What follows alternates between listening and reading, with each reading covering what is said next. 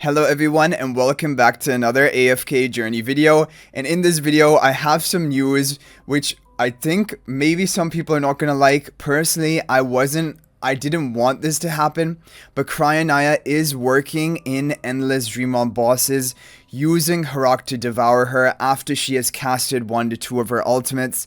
Because if you guys watch my other video of Cryonaia in Dreamrealm, the issue with her is that her first 2 ultimates are freezing time, and that's really good. She's just going to get free damage off. But then her subsequent ultimates are eventually going to be casted, and time is gonna keep ticking down, and she will have frozen her other allies, making them unable to act, and her damage alone is not high enough that, like, for example, preventing the rest of your team from attacking is actually a good thing. But what can happen is you can have Cryonaia to use her ultimate 1 to 2 times, maybe even 3 times, and then Harak devour her, and then Harak can take the basically deal with the boss from that point on and deal his damage. Overall, now I don't necessarily know if this is actually going to be better than the other team that I showed you in my early video, because that team on global server got a bit over 60 billion damage. The top team of today using Harak and the Twins, and even the Twins comp without Harak using Ludovic, that team got up to 59 billion damage today.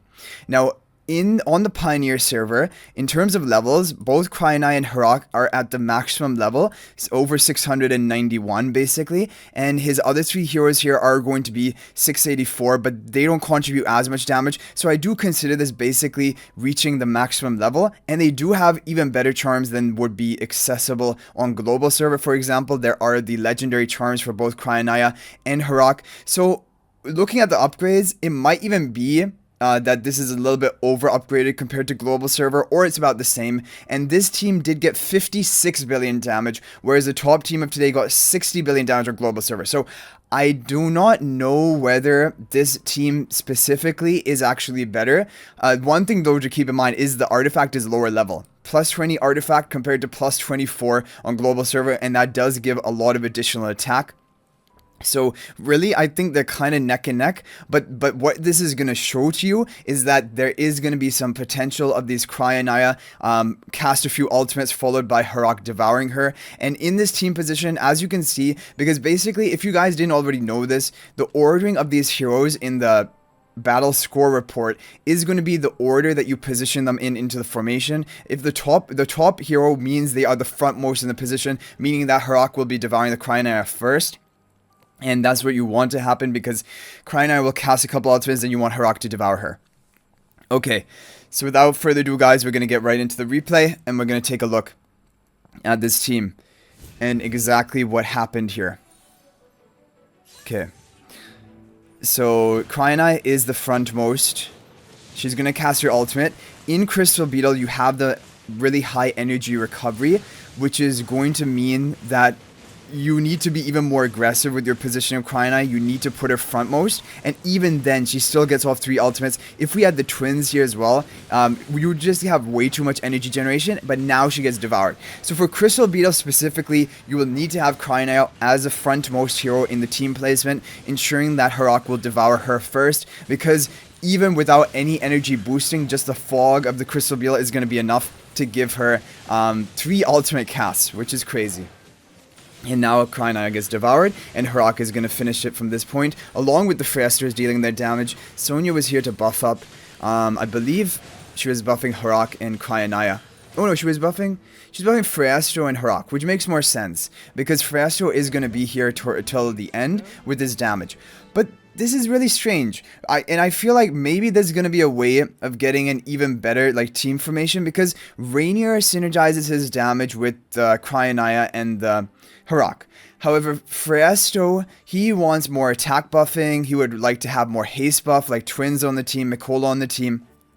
But specifically for Crystal Beetle, I think, like we said, if you had the Twins here as well, there would just be too much energy recovery for Cryonaia. She would maybe even cast a 4th ultimate before Harak would be able to devour the Cryonaia, which is not good. So yeah, but this, basically, this is just kind of like a proof of concept that this strategy is working. Who knows what is going to happen when we get Mythic Magic Charms, because I was expecting Harak to fall out of favor when we got Mythic Magic Charms, because then the other endless damage dealer teams like involving Shakir and Ludovic are going to be way stronger than before. But like, this is also a really crazy strategy. I definitely do think if you're running a Harak team in Cryonaia, you should run Rainier with them. But I'm thinking maybe Fresto isn't the best fourth hero option, and maybe even Sonya isn't. Well, Sonya probably is, but I would probably have Sonya buffing up Harak and Cryonaia both rather than buffing up Fresto, because Cryonaia's damage is so high that like you don't need the Sonya buffing up the Fresto. Yeah, I don't think so. I don't know. Like, if you have Sonya buffing up Cryonaia and Cryonaia gets devoured before Sonya is able to cast her ultimate, do the buffs remain? I think if Sonya is still alive, then maybe the buffs is still going to remain on the Harak. That's really all that you want. But yeah, I think this is... But overall, my opinion on this working is I don't like it, because it's going to be a team comp, which is a lot more difficult for people to pull off. Like, just building Harak alone for Dream Realm is hard enough, let alone also Cryonaia on top of that. And Cryonaia for Dream Realm Endless Battles is basically only going to work if you have Harak to devour her after a few ultimates. Otherwise, this comp is not going to work for Endless Dream Realm. For pre-Endless, I think just her raw damage alone with Rainier might be strong enough that you don't even need a Harak to devour her, and you can just have her deny all of the rest of your team from attacking, and she can just do all of the damage herself, potentially. But for Endless, you're going to need to have Harak to devour her, otherwise she's going to deny too much value from the rest of your team to be useful. Which means that any boss where Harak isn't great, probably Cryonaia is also not going to be great. And also it means if you do not have Harak built, building up Cryonaia is not going to help you for Endless Dream Realm. Maybe for pre-Endless, maybe potentially in Plague Creeper, because you have all the summons, is potential that Cryonaia on her own might be good enough even without Harak there, but yeah. Okay guys, but feel free to share your own opinions in the comment section down below. What do you think about this combo? And if you have any ideas how to optimize this team further, I think there is room for improvement in it. But as of right now, this team specifically got 56 billion, whereas on global server, the top team got 60 billion, which means that maybe you will not need this combo in order to get top scores.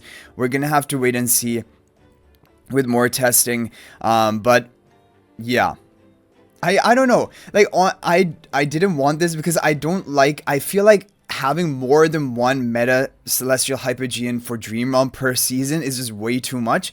Like, even just one is hard enough to keep up with for most players, like the Twins, for example. But now if there's another one that kind of becomes meta, it becomes more difficult. But I do still recommend going for the Twins. I think Twins are overall a really solid hero, which will fit into a lot of different comps. Cryonaia is a very specific hero which potentially could do really well with crazy combos, but it needs a lot in order to work. Otherwise, like we said, on her own she's not going to be carrying much other than in pre-Endless, which pre-Endless isn't a huge focus of people's investment already.